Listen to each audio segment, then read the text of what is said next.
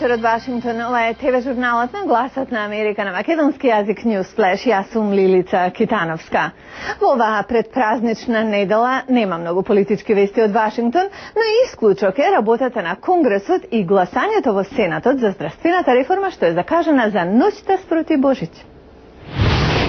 Рано денеска мнозинските демократи и нивните независни сојузници добија 60 гласови неопходни за прекинување на дебатата по предлог законот, што помогна легислативата да се придвижи напред. Полниот состав на Сенатот ке гласа доцна в четврток. За американскиот претседател Барак Обама, усвојувањето на здравствената заштита е главен приоритет на домашен план. Од другите вести, американската економија растела побавно отколку што се мислеше во јули, август и септември.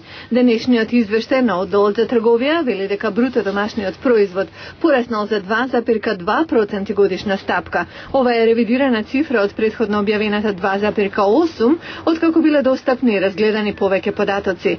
На што се должи ова? Економистите велат на помалите инвестиции од бизнисите и помалку трошење од потрошувачите отколку што беа проценките. Американскиот претседател во духот на празниците и традицијата посети центар за млади и на децата им читаше божични приказни. Посетата на претседателот обедини неколку мисии: да се даде на заедницата, децата да имаат шанса да се фотографираат со него, но поважно од се на нацијата да пренесе порака дека празниците се за покажување на широчината на духот, а не за подароци. Имајте не пред вас секој ден во годината. Пријавете се за бесплатен календар на Гласот на Америка, со што автоматски ќе започнете да добивате и бесплатен електронски дневен билтен на вести.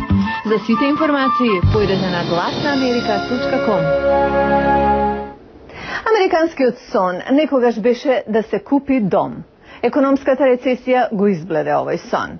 Но уште полошо од тоа е што оние што не можат да купат имаат тешкоти и да изнемуваат.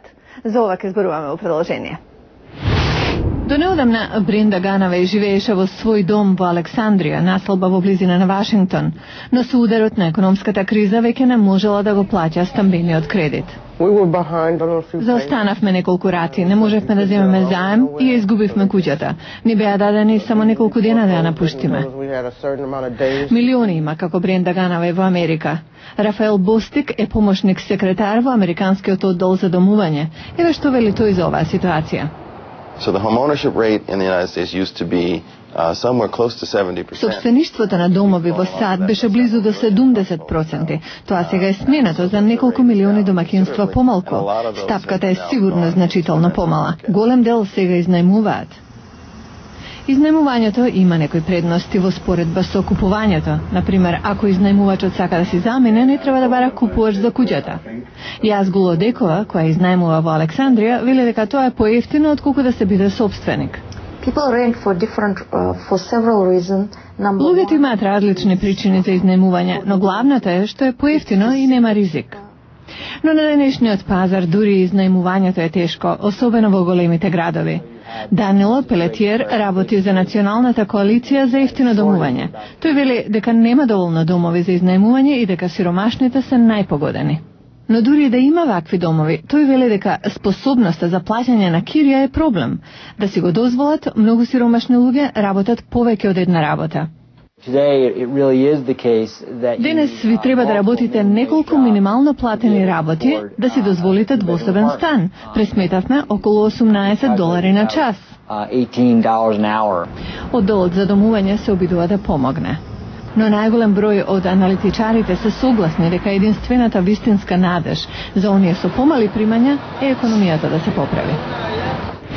Студија направена од пензионирани армиски лидери вели дека 75% од младите американци не се подобни за армиска служба, или се дебели, или не завршиле средно училиште, или пак имаат криминална историја. Ако вака продолжи, пензионираните генерали и адмирали велат дека националната безбедност ќе биде сериозно доведена во прашање. Еве ги деталите. What's your major? Наредникот Теренс Пју не се бори во војна, но на овој коледж неговата работа е далеку од лесна. You ever thought about that as an option? Is it an option? Yeah, it's an option.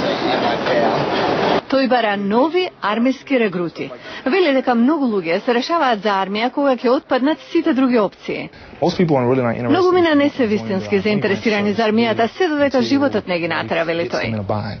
I decided to join for my daughter. Верника Гивенс е самохрана мајка и невработена.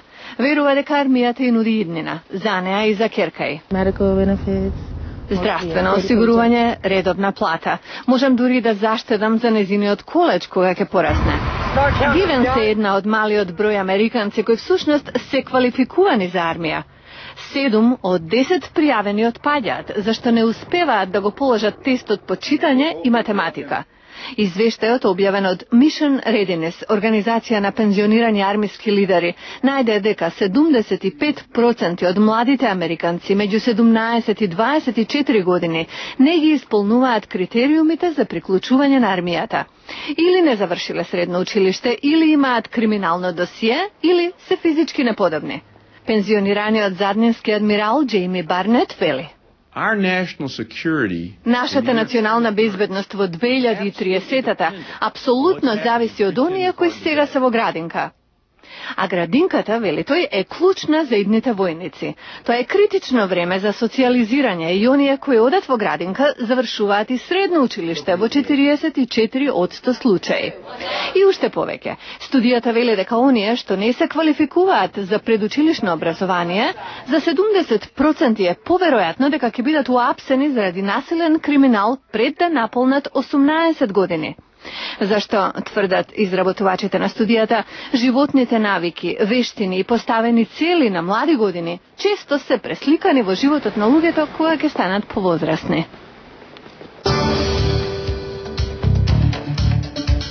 Утре во Newsflash, ромскиот джез направи инвазија на Америка.